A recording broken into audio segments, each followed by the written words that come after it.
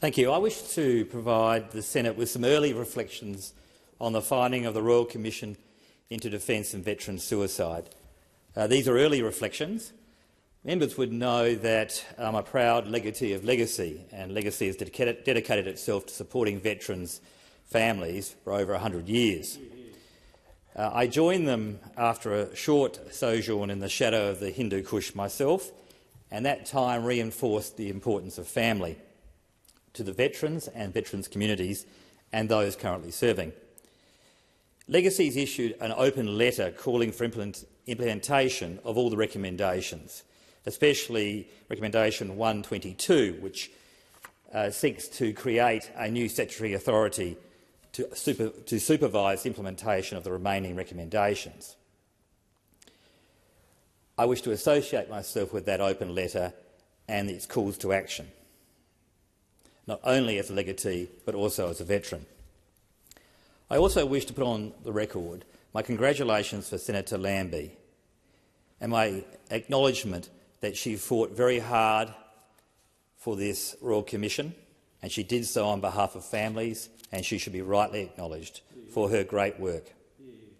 This Royal Commission report is the 58th report in a sequence and the 892nd recommendation.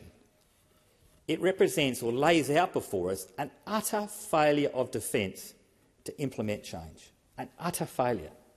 It's a national shame. A national shame.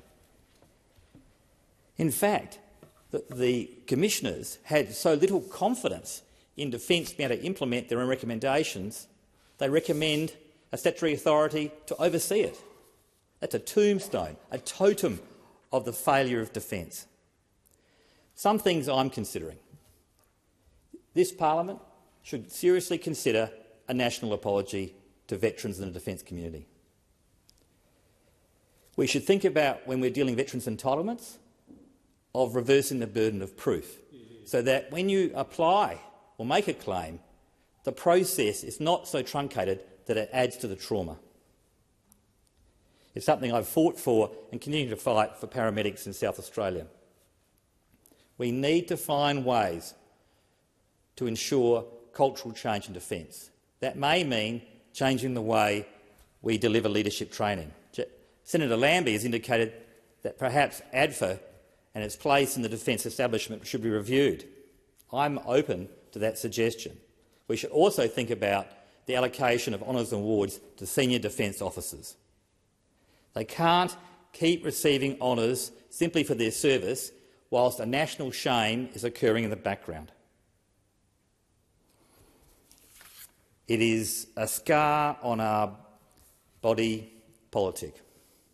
I want to thank all those that are currently serving and that have served.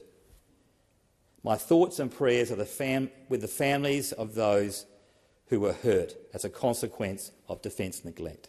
I'm very sorry. I thank the Commissioners for their diligence and incredible work. It must have been quite a burden to listen to the evidence and families in pain.